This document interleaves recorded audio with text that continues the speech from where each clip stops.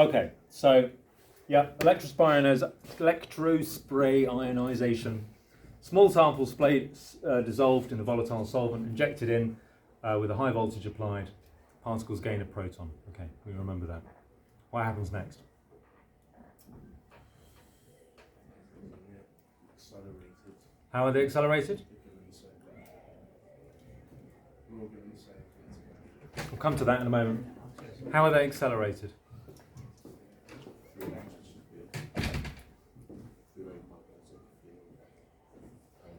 It has to be an electrical field to accelerate charged particles.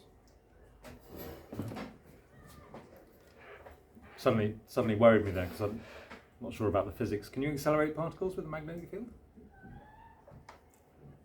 I know. Okay. Yeah, so they're accelerated with charged plates. So positive particles get accelerated by negatively charged plates with a hole in the middle, so the particle gets formed into a nice beam, fast-moving beam. What happens next?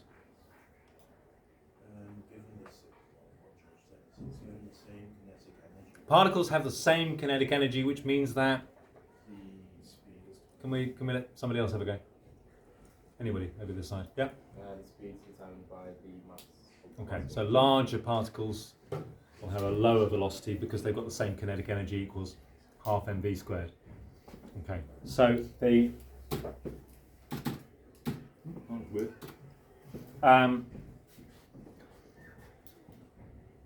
particles arrive at the detector in order of mass. It's the time taken that determines the mass, therefore. So the machine would have to be calibrated so it knows if it takes, thousandth of a second, then they've got a mass of whatever. I don't know. The times are pretty minute. I'm sure you've done those calculations on distance and time to know that it all happens pretty fast. Obviously, particles with a higher charge would get accelerated. Well, if they had a 2+ charge, they get accelerated twice as fast. So it's not quite mass that appears; it's mass to charge ratio.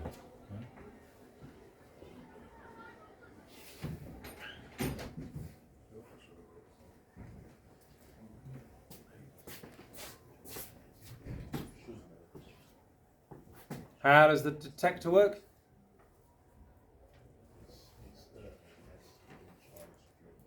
Charge plate? It's the negatively charged plate, which gives off the current, and then that current is directly proportional to this. Yeah, that's the key thing. So the detector, I've got a coil of wire myself, but electrons, when the positive particles hit the detector, the plate, whatever it is, electrons will move through the detector, and the important thing is the size of the current is proportional to the relative abundance. Okay, so you remember all that. So we end up with something like that.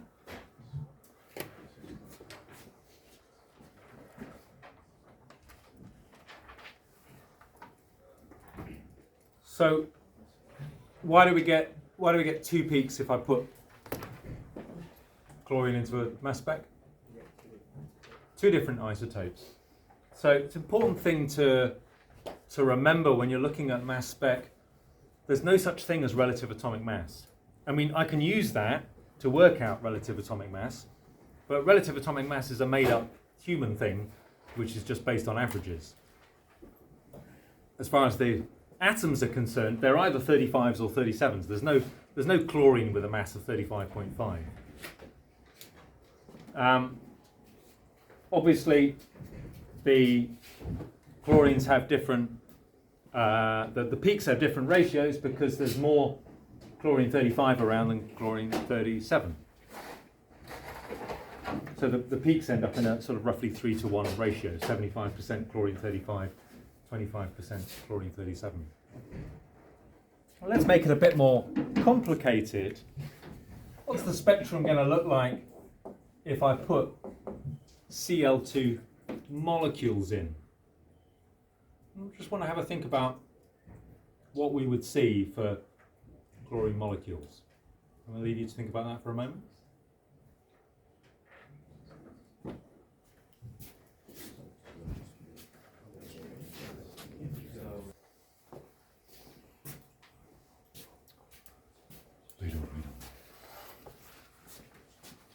No, then it's gone. What would the spectrum look like for chloromethane? Specifically, I'm looking at what we call the molecular ion. The molecular ion is the peak that you're going to get furthest to the right, which is usually for the whole molecule. What would be the M over Z for the molecular ion for chloromethane? No, put it away. Or what would be the so it's different from formula mass, right? We want to be careful not to say what's the formula mass of chloromethane, because you don't get a peak for the formula mass of chloromethane. You get a peak for the molecular ion, which depends on the isotopes, not the relative atomic mass of chlorine.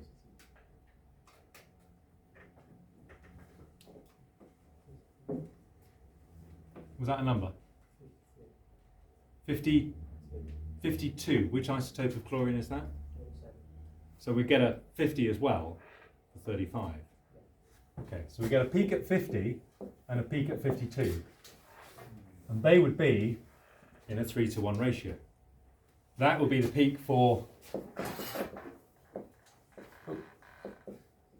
chlorine 35 methane, and that would be the peak for, let's do it that way around, chlorine 37 methane. Chloro, I don't know how you'd say it. You're still going to see two separate peaks. The molecular ion is counted as the main peak that's not an isotope. So this peak here, you might call it the M molecular ion plus 2, is because of isotopes in the molecule. So look at this. This is an organic molecule. Again, we're not looking at single atoms anymore. What we notice right the way down here for our molecular ion peak is we've got two peaks side by side, well, separated by 2, in an almost 50-50 ratio. Without doing any numbers or counting, we can immediately recognize that pattern of peaks and say this molecule has bromine in it because it gets those distinctive peaks. Here's the rest of the molecule here. But what's happened between here and here is the bromine has actually fallen off and left behind the rest of the molecule as a little fragment. And this is something that happens in a mass spectrometer. The molecules go in and they gain a proton, or they start to lose particles, and as they accelerate down and drift down the spectrometer, even in those few milliseconds, they can fall apart, fragment. So that looks like the main bit of the molecule that's left behind, that main peak there, which has got a mass of 29. So what molecule am I looking at here? Bromoethane. Because if we take a bromine off there, we get left with C2H5. And C2H5, just a chunk, weighs 29. And then we'll get some 28 and some 27 and some 26 and 25. The hydrogens are slowly falling off.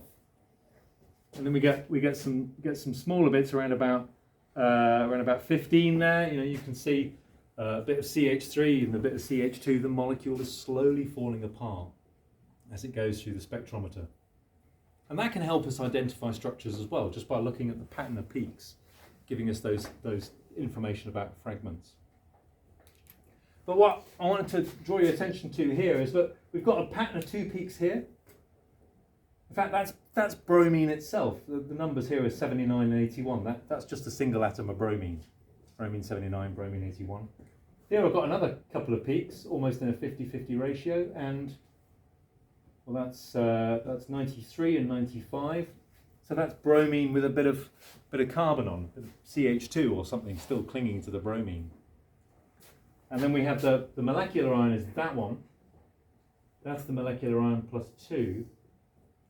But there's actually a tiny little peak just above that. There's another one there. What could that be? Why would we get a peak that's even bigger than the bromine isotope?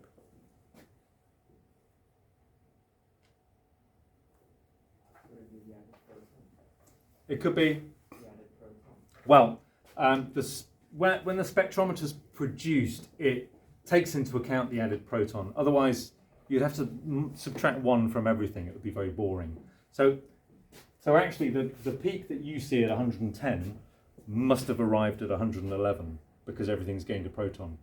But then the spectrometer says, okay, I know it's really 110. That's the mass of the particle. So that's what they show up on the spectrum. Otherwise, we'd have to spend our lives subtracting 1 from everything. It would be very boring. So it's not that, but there seems to be an extra peak there. Very, very small. Very small. What could that be?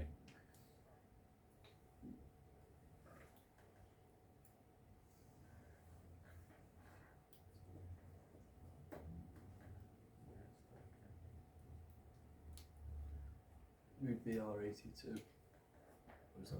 There is no BR82, but you're on the right lines. What else could it be? What else have we got in the molecule? Carbon. Carbon 13. Carbon 13 makes up about 1% of all carbon. We also have deuterium is around H2. Sorry, 2H, not H2. H2 is hydrogen gas. I'm talking about deuterium, hydrogen 2. And carbon 13. So we're always going to get very small amounts, what we call isotope peaks, lingering around there. Okay. Let's just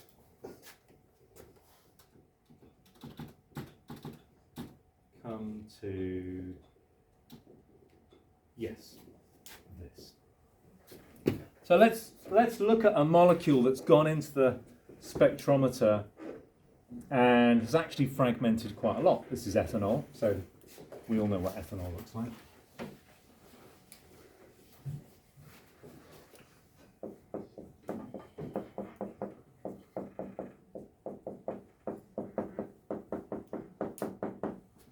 Okay, there it is. M over Z for alcohol is 46. And there it is, that's our 46 peak there.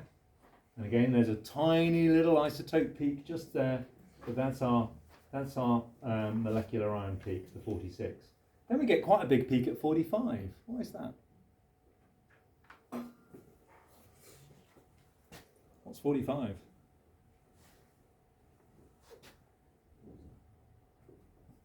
Remember that our molecule is slowly going to fall apart. Well, quickly, it happens in milliseconds.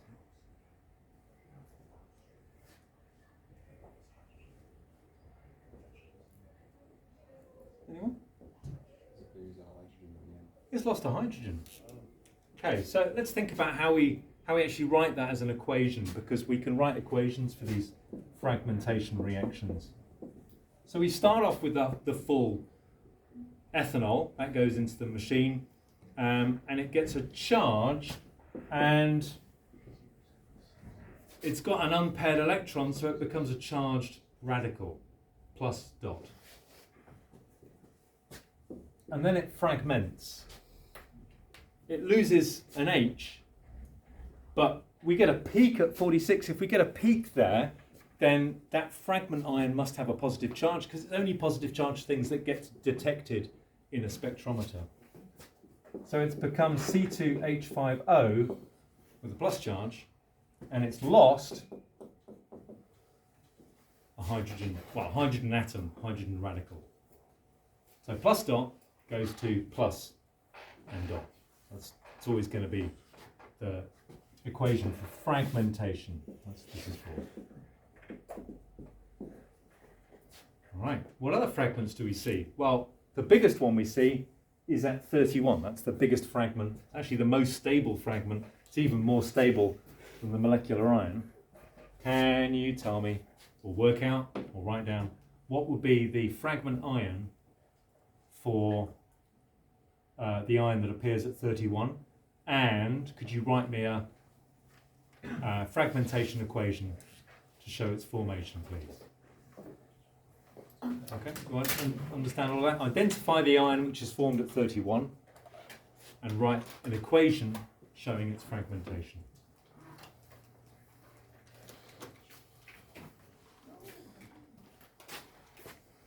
Promise.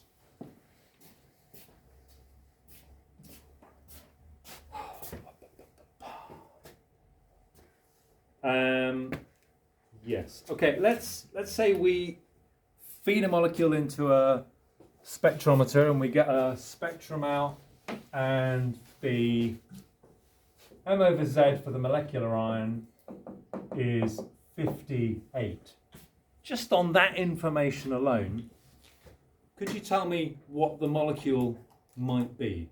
Remember, it's organic. We're talking about a carbon compound here. Just from that information alone, 58. Give me some possibilities as to what the molecule could be. Just write them down, let people think, and there's more than one.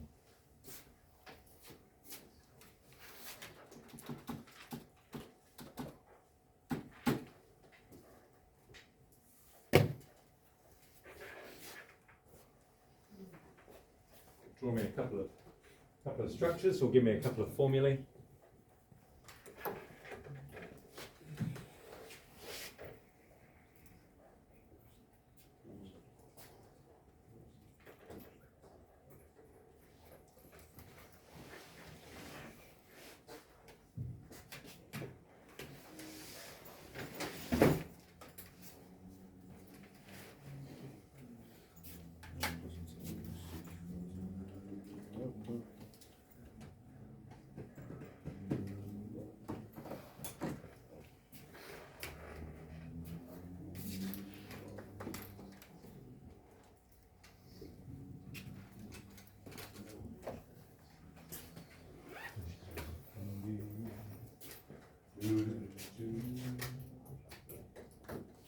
I find a calculator really helps here. I'll start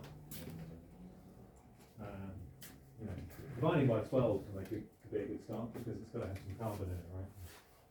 Give you a picture of how many carbons you've got. Well, you could guess a number of carbons and then take those away and see what you're left with.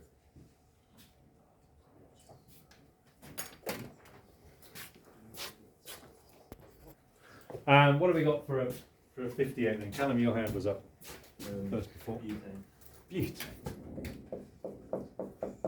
C4H10, lovely. An alternative, if there's oxygen in there?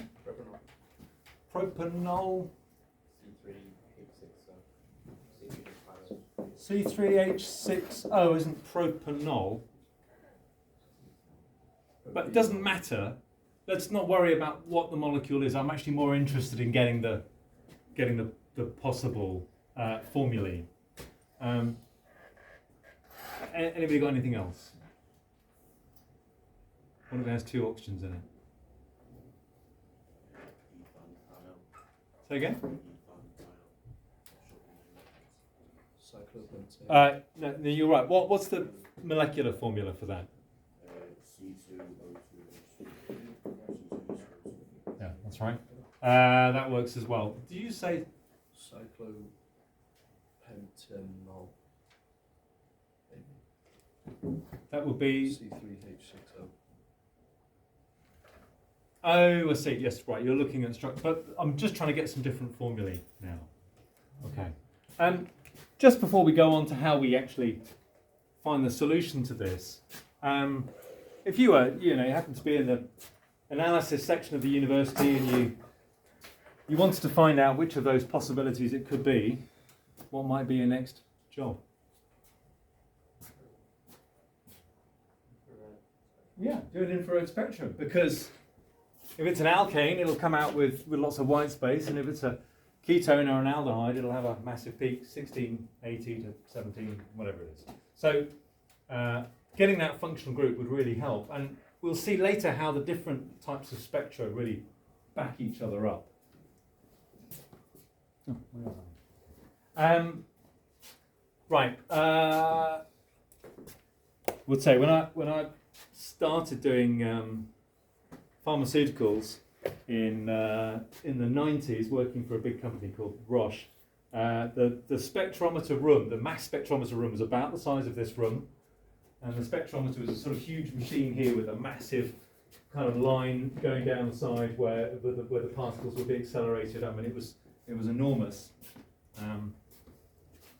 Nowadays, they fit in a briefcase, of course, because why wouldn't you fit one in a briefcase? So, like, firemen can take one to a site and see if any accelerants were used in the fire.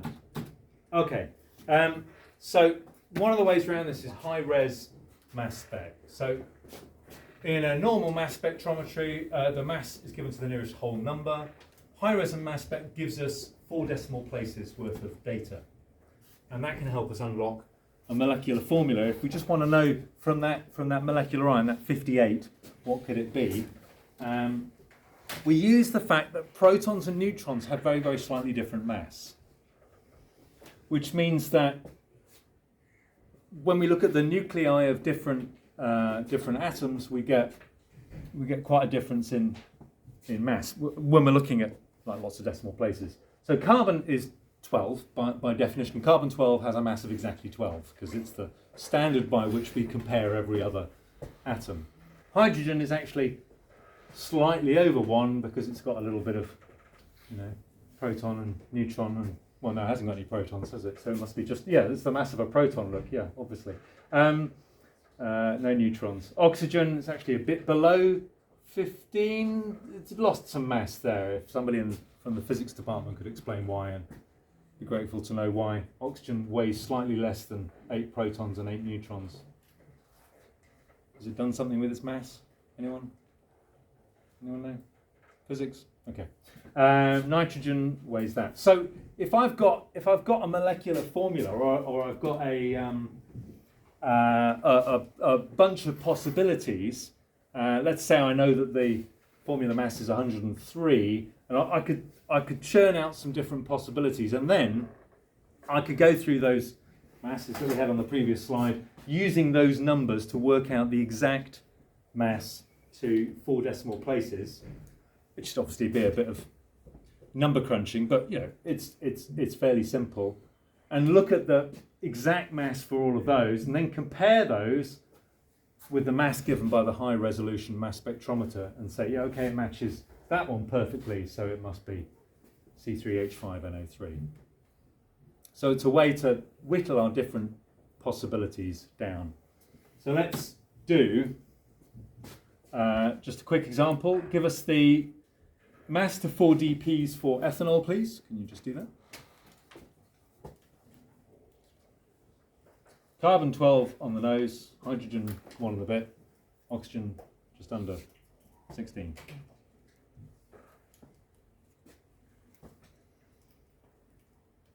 And then round your answer to 4 dPs. I know the data is all to 5 dPs, but you could round yours to 4.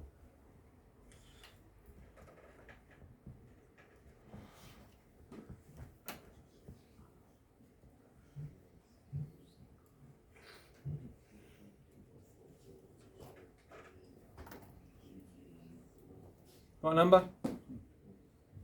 Just leave it on your account. What have you got?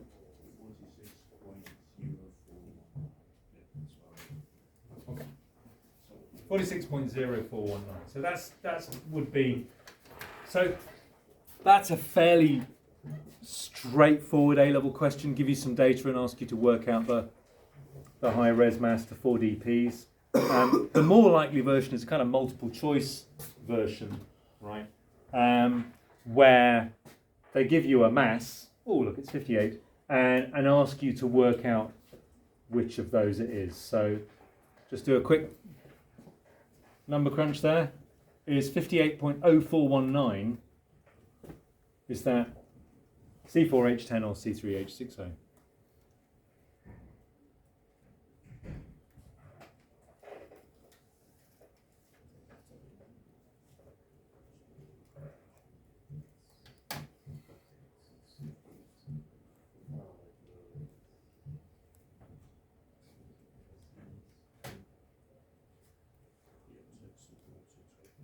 That working?